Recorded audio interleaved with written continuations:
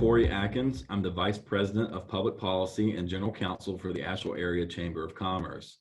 Thank you for taking the time today to view the videos that you're about to watch. We have set these interviews up with each of the 5 Asheville City Council candidates for 2020. The Asheville Area Chamber of Commerce is a nonpartisan, not-for-profit organization, and by doing these videos, we're in no way endorsing any of the candidates. These videos and interviews are specifically for educational and informational purposes only. The open-ended questions and statements that you'll see during the lightning round are informed by our AVL Grader plan. You can find more details about what this plan entails at www.avlgrader.org. Thank you again for viewing this interview, and we hope you find this content informative and useful as you look to vote on November 3rd. Thank you. Hello, everyone. I'm Corey Atkins. I'm the Vice President of Public Policy here at the Asheville Area Chamber of Commerce. Thank you for tuning in to the next in our series of Asheville City Council candidate interviews. Today we have joining us Sage Turner. Sage is the Finance and Project Manager for the French Broad Co-op downtown. She also chairs the Downtown Commission as well as Affordable Housing Committee. Sage, thanks so much for being here today. Thank you for having me, and thanks for putting this together. I appreciate y'all pivoting in this crazy climate and doing virtual interviews. Yeah, absolutely. So I'm going to get right into it. I shared with you before this interview our AVL Grader plan, and the first tenet of that plan is discussing growth. And so, during the visioning and strategic planning process, we really learned a lot about Asheville and our entire region and what we're facing in the next 20 years. For instance, by 2040, we're going to add 150,000 new people to our area. So what is your plan and vision for how the city, which will be the epicenter of that growth, to manage that growth, and what role do you see economic development playing in that vision? And it's a great question. I'm glad you're bringing this up because it isn't on the forefront of social issues right now, but it is imperative to how we grow. And I read that in your report. It's a great report. So 150,000 new people, basically doubling the size of the city and more, and that's throughout the region. But if we want to be the community that we are saying and putting on paper, which is this environmentally sustainable and accomplish some of the dreams we've laid out, then we're going to have to be strategic about where we locate this growth. In fact, I would say that we owe it to our children and our future generations to have these plans now, because I don't want us to be sitting here in 20 years looking back and saying, I wish we'd done X, Y, Z. So, it's time to come to terms with the fact that we are growing, whether it's because of wildfires out in the west right now, or flooding in the south, or hurricanes farther east. We're going to see an influx. I wouldn't be surprised if it actually outpaces the original 150,000 that we're estimating. And we need to be strategic about where we put that growth. We don't have the opportunity or the available funds to continue to sprawl and maintain the maintenance of that growth. So I'm focused on strategic infill along existing corridors, along existing transit, and completely using existing infrastructure. And I think that's the most responsible way to grow. I have some particular policies about that you can find on my website as well. Thank you. Next, and that gets me to our next question, which is really about intergenerational leadership. I know you've been a leader in this community for a while now, but how would you see yourself in a position of city council member specifically, and how you can help mold and influence the next generation of leaders in Asheville that are going to inherit this region that you're going to be directly making policy from as a city council member? I'm glad you brought this up because your AVL Grader report puts out something I didn't realize. We knew that the next 2 largest growth in populations were in, I believe it's 64 to 75 or 65 to 74, and 84 is is older. And then you also point out that we're losing a large chunk of our millennial growth, which was quite frightening. So we're not seeing as many families or youth. And I think it's both an economic and a social thing. So economically, we're not keeping up with the housing. We're not keeping up with wage growth. And there are not a lot of options for our young folks to come here and start to establish themselves. We also know that the younger you are, this new generation seems to care more. They want to do things in their life that create change. They want to have responsibility. They want to steward their communities. They want to help more people. And we're not creating those opportunities for them to come here, set up, stay, and accomplish those dreams. So I think we're going to face some really hard infrastructure choices where we build housing. What kinds of housing? Do we diversify it? Can we do cooperative living and co-living? And then I think we're going to have to face some hard social changes. Are we, as this generation, willing to look to the younger generation and accept what they're saying? Are we willing to make the changes? So when they come to us and say, we want to decriminalize our police force, are we willing to look at what that is? Are we looking to are we able to help them accomplish these goals? Are we willing to set up places for them to do what I consider a very youthful form of organizing, which is protesting? Right now, we seem to be running protesting off, but we could be doing intentional gathering space. How are we creating space and holding place for new families? If you were a new resident looking to move to Asheville and you Google the school systems, you might find some very disparaging articles about our education gap. It might sway you from moving here. So I think we have to get the bones right, and we have to get the social determinants and the social awareness right to really encourage younger generations to get involved, to come here, and to stay. Great. And so the next question, Sage, deals with economic mobility as the third part of our plan. What are your plans, though, to impact the quality of life for our youngest residents in particular, who you just discussed?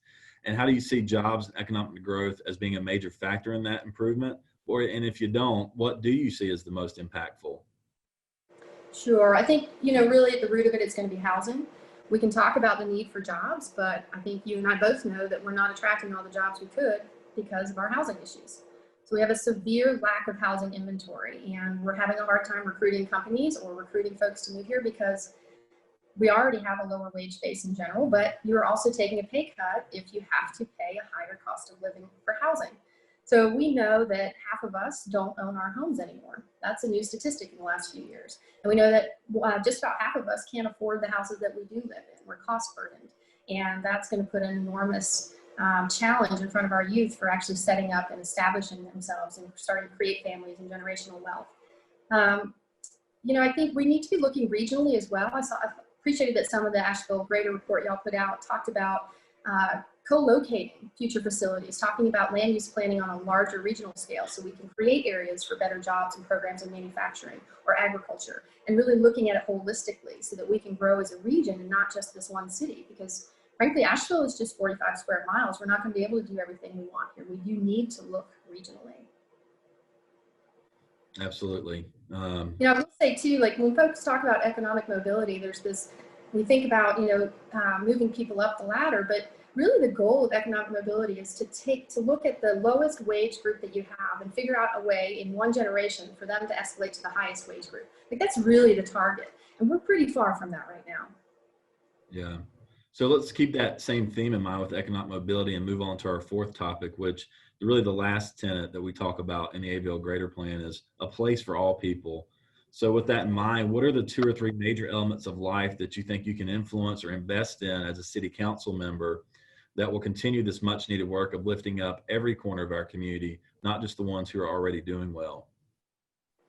Sure, it's a great question. So, a place for all people. So we're talking about all age groups, all walks of life, all races, all incomes. So we know we have this surge of senior growth coming. So we need to be planning. That could be at a hospital level. They're going to need more health care. It means senior co-housing and utilizing programs like HUD senior housing dollars to build housing that is live-in ready for elderly people. And we just don't have that right now. It also means really focusing right now on Black Asheville, I would say, because it's been the hardest hit demographic in our community, and it's because of legacy problems in our community for so long, initiatives that our city took on decades ago that have perpetuated and really, I would say, disabled generational wealth and access for a particular sector of our community. So I'm thrilled that we have announced our position and recognized on paper, at least, that we have done this to our particular community members and that we have a goal of changing that, but it's really time to start acting. So for me, as someone that's so involved in housing, I think that's the best place to start. We really need to restore ownership and start establishing equity for Black Asheville. And I see a lot of ways that we can do that with policy, and we might even be able to start sooner than later if we're proactive, if we get the right people on council. Yeah, and sort of keeping with that theme as well about restoring those relationships. There's been a lot of discussion recently around reimagining our public safety efforts, or quote unquote defunding the police. So what is your stance on this topic, and what specific items would you change in the police budget or how those resources are allocated?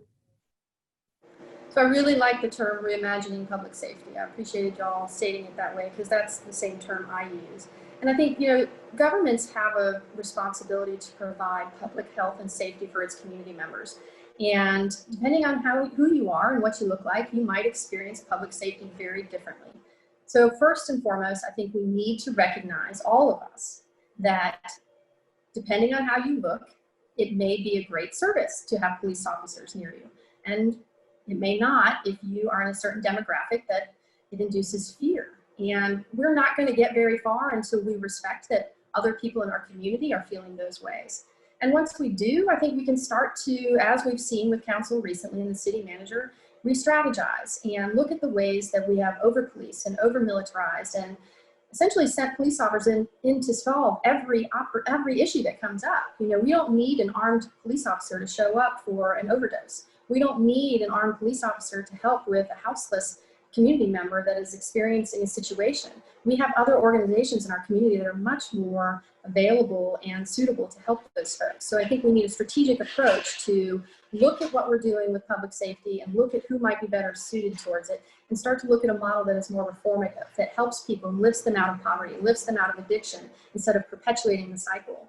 You know, it's the same with, I'm alarmed that Asheville is on top of the list for school to prison pipeline for our kids. Did you know that? I mean, that's terrifying. So I think there's a 12-to-1 ratio of Black children in Asheville being suspended more than white, and we're the highest in the state. So we've got a real problem even at our youth with how we're policing our children in school that needs to be, I'd say, opened up and inspected and repaired.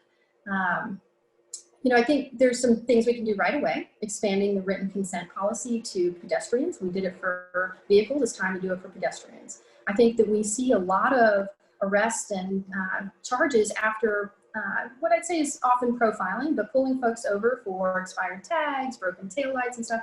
And other cities have programs where they help their citizens remember to get their tags, remember to get inspected. They have these little nonprofits that do repairs for low-income folks with these issues. I don't see why we're not being more proactive. So I would like for us to look at those kind of programs as well. I do think it's going to take time, though. You know, this question of should we defund the police 50%? I don't know if it's 50%. I don't know if 50% is just an arbitrary goal to get the conversation going, but I think we can't do it right now until we have a plan. And it's going to take a lot of community input, and it's going to take a lot of changing and understanding as we go and monitoring the success. But I support the process, and I think it's time, not just in Asheville, but everywhere. Thank you for that answer. And that concludes the portion of our open-ended questions, Sage, so you can breathe a sigh of relief or not. Now we're going to move on to our quote-unquote lightning round. And so the goal of this is to find out if you agree or disagree with the following statements. So I'm going to give you 5 statements. Each one at the end, I'll ask that you say whether you agree or disagree with that statement. Are you ready to go? Sure. Okay. The first statement is, the city should continue to invest in the Economic Development Coalition. Yes. Agreed. Agree. Okay. The city should prioritize its budget to ensure essential services first. Agree. The city should fund more nonprofits engaged in social justice work, even if it means raising taxes. Agree after the pandemic. The city should prohibit any further hotel development going forward. So many words about that. Not necessarily. Okay. So disagree. Disagree. Sorry. Yes. The city should redirect resources to assist small businesses during the COVID pandemic. Yes. Agree. Okay. So you survived the lightning round. Congratulations. So thank you for your honesty there, Sage, and your answers. I will now ask that you take the floor to yourself and tell people why they should vote for Sage Turner for Asheville City Council and where they can find out more information about your campaign. Sure, thank you. So, you know, a lot of these topics are great, and I think what they speak to is a really challenging future for Asheville, coming out of a pandemic, potentially going into a recession, seeing climate change spur new growth in Asheville, a housing crisis where we can't maintain any inventory at this point. I think what we need are people that understand how cities operate in the most basic level and have experience. And I think I'm that person. So I've been working with boards and in this kind of governance for 20 years. As you said earlier, I chair our Affordable Housing Committee and our Downtown Commission, which between the two, I've either rewritten or helped advise on every policy in affordable housing for the last 5 years and really built a strong pipeline of oncoming new inventory. And at the commission, Downtown Commission, we've been talking about public space and hotels and reviewing every project for 5 years. So we need people on council that understand the many elements that build a city and will help us rebuild. And I know I have that experience. And even in my day job, I'm in finance and budgeting and project management. So I know how to see through from the very beginning of a dream and a vision to quantifying it, figuring out how to execute it, and then following up and engaging on it and putting the project to work. So these are all skills I think that are critical. We haven't had a housing expert or someone that was like die hard about affordable housing on council since Gordon Smith. And I'm ready. I mean, it's just kind of like continuing on what I've been working on for 5 years. So I'd love to get there. You know, I did take a lot of time to put information on my website. So I do want to say, you know, if you can, go to sageforasheville.com. Because of the pandemic and all of this virtual meeting and lack of public engagement and forums, I've invested a lot of extra time in putting positions on there, videos, interviews. I'll post this when it's ready. There's testimonials from various folks. There's literally pages and pages and pages of positions on certain things. There's also an ask function where you can ask me a question and I'll respond.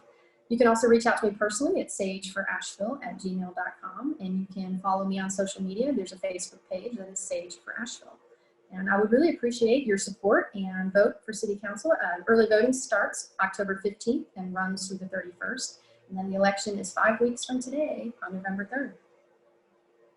All right, Sage, thank you so much. Best of luck to you in your campaign. And thanks again for taking the time to join us today. Thank you, Corey. You as well. I appreciate y'all doing this. All right, take care.